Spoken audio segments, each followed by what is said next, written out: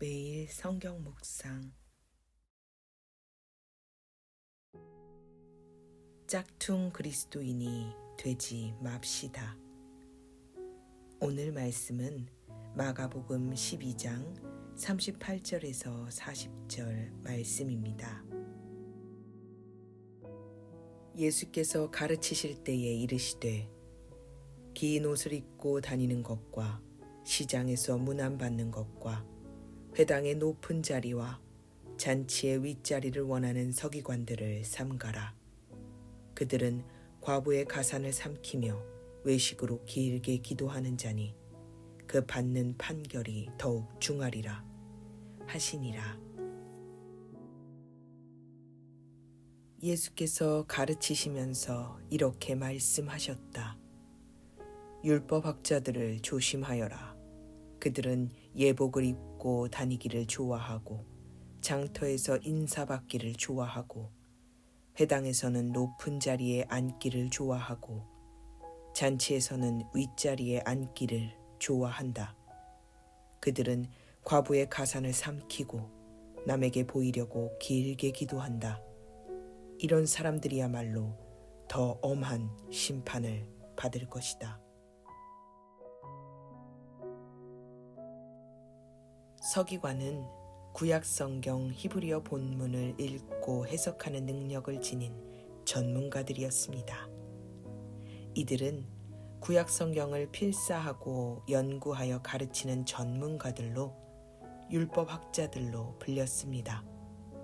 주로 레위 지파 출신으로 왕정시대에는 국가 중요 문서를 기록하고 정리하며 보관하는 일, 왕의 비서, 공증인, 성전 창고지기, 징병관 등의 임무를 수행했었습니다. 그러다가 포로기 이후에는 율법을 기록하거나 가르치는 일을 전문적으로 했으며 대대로 이 직분을 세습했습니다. 따라서 이들은 어렸을 때부터 이 일을 위해 집중적으로 교육받으며 양육되었습니다. 구약의 율법뿐만 아니라 율법을 비롯한 각종 전승 사료를 해석하는 법, 종교 수칙, 재판 관련 법규 등도 학습했습니다. 이렇게 양육받은 자들 중에서는 14살 때 이미 율법 해석에 통달한 사람도 있었다고 합니다. 그 후에 자격을 인정받으면 탈미드 학함, 보조교사라는 칭호를 받았고 계속해서 수련을 쌓아 40세가 되면 안수를 받고 학함, 정교사로 불리며 정식 서기관 반열에 오르게 되었습니다. 이렇게 정식 서기관이 된 자는 전승을 해석하고 새로운 전승을 창출하며 종교적인 규약을 만들었습니다. 재판관의 일원으로 민 형사상의 재판에도 참여하는 등 명실상부하게 유대의 최고 지위를 누렸습니다. 또한 이들이 만든 전승은 율법 이상의 권위를 가지는 등 서기관의 권한은 실로 막강했죠. 이들은 신약시대에 와서 율법 교사로도 불렸으며 대부분 바리새파에 속하였고 사내들인 공회의 핵심 인물이 되었습니다. 그러나 이들은 막강한 권한을 배경으로 외식을 일삼으면서 백성을 그릇되게 지도하여 예수님으로부터 꾸지람을 받았습니다. 이에 반발한 서기관들은 주님을 시험하고 송수할 근거를 찾기에 혈안이 되었으며 마침내 주님을 십자가에 못 박는 죄까지 서슴없이 자행하였습니다. 본문 38절에 언급된 긴 옷은 서기관으로서 특별히 갖춰 입는 옷을 이야기한다기보다는 이들 자신이 가진 사회적인 부와 명성, 지위들을 나타내기 위해 입었던 옷일 가능성이 높습니다. 오늘날로 따지면 유니폼이 아닌 명품들인 셈이지요. 그들은 사람들이 모이는 시장에서 다른 사람에게 존경과 문안 인사들을 받기를 원했고 회당에서는 주목받는 첫 번째 자리에 앉기를 원했습니다. 아마도 이 자리는 회중을 마주보는 회당 맨 앞쪽의 자리로 성경 두루마리를 넣는 궤 앞에 위치했을 겁니다. 이들은 사람들이 모이는 잔치에서도 윗자리에 앉길 원했고 어딜 가나 대접받고 존경받기를 원했습니다. 그러나 이들의 태도는 하나님만 높여드려야 하는 첫 번째 계명과 맞지 않는 것이었습니다. 또한 이들은 과부의 가산을 삼키는 자들로 언급됩니다. 명확히 어떻게 이 일이 되어졌는지는 알 수가 없지만 무엇이 되었든 간에 이들이 사회적 약자에 해당하는 과부들을 경제적으로 이용하고 착복하는 일이 있었던 것은 분명해 보입니다.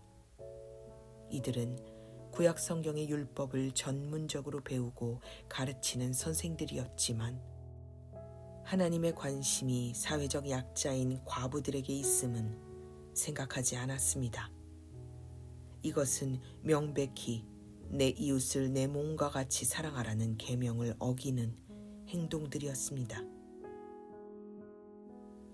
이들은 이런 가식적이고 하나님을 기만하는 행동들로 율법을 어기면서도 자신들의 행위는 종교적인 행위나 보여지는 경건, 예를 들면 길게 기도하는 것들로 온통 자신을 휘감았습니다. 예수님께서는 율법학자들의 이러한 행동이 더 엄한 심판을 받게 될 것이라고 엄중히 경고하십니다.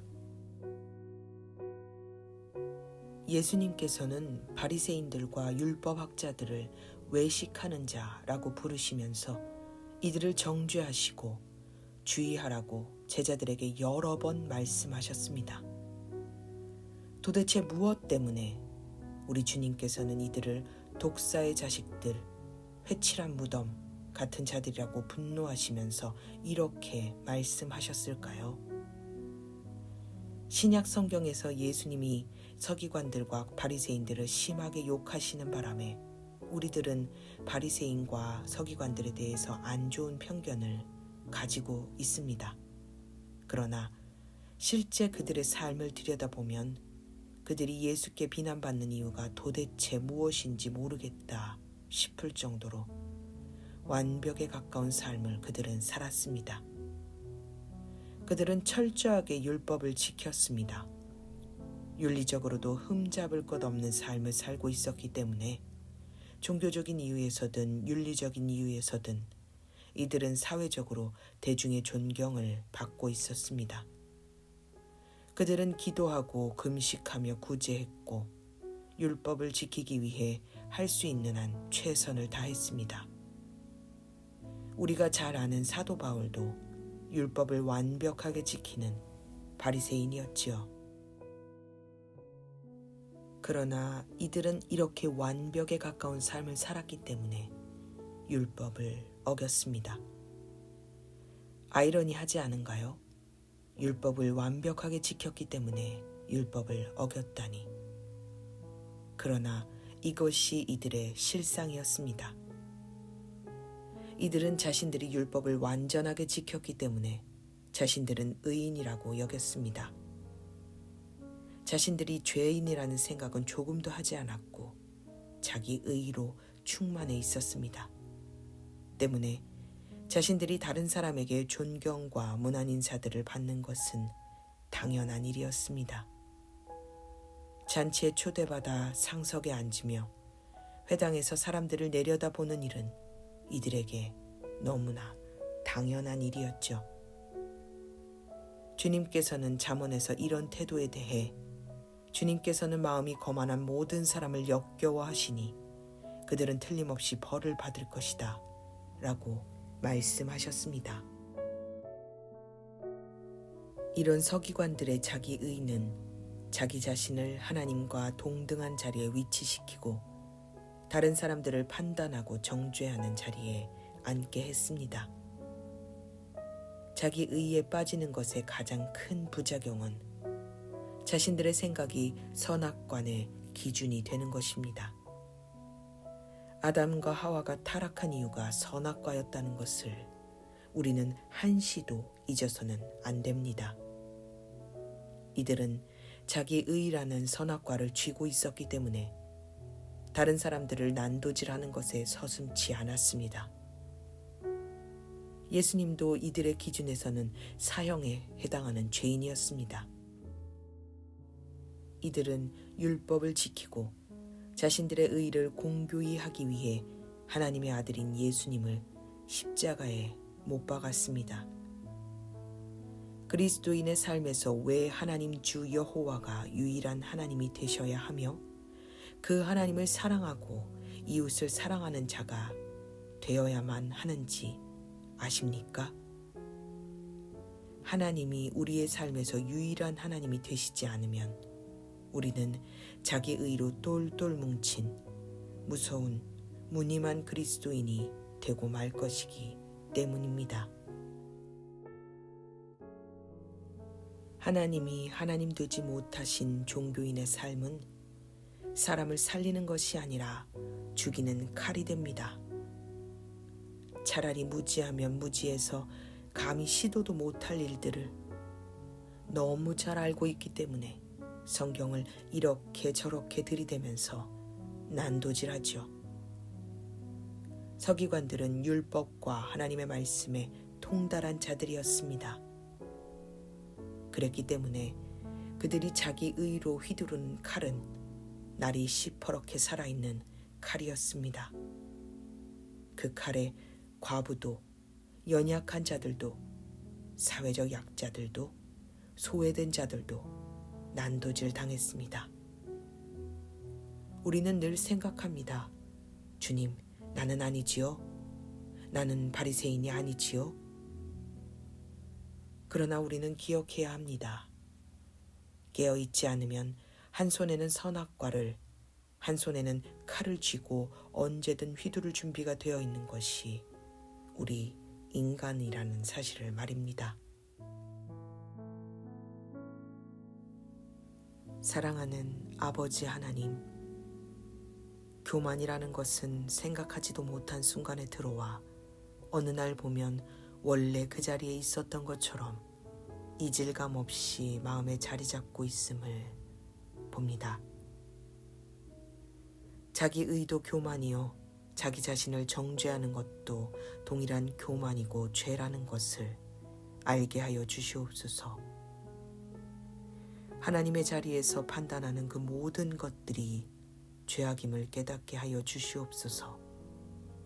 늘 깨어있으므로 성령님의 기준에 맞춰 생각하고 자신을 돌아보게 하여 주시고 나의 삶의 주인이 오직 주님이심을 고백하게 하소서. 그래서 하나님을 사랑하고 이웃을 사랑하는 자로 살게 해주시고 사람을 죽이는 자가 아니라 살리는 자로 살아가게 하여 주시옵소서. 우리 구주 되신 예수님의 이름으로 간절히 기도드립니다. 아멘.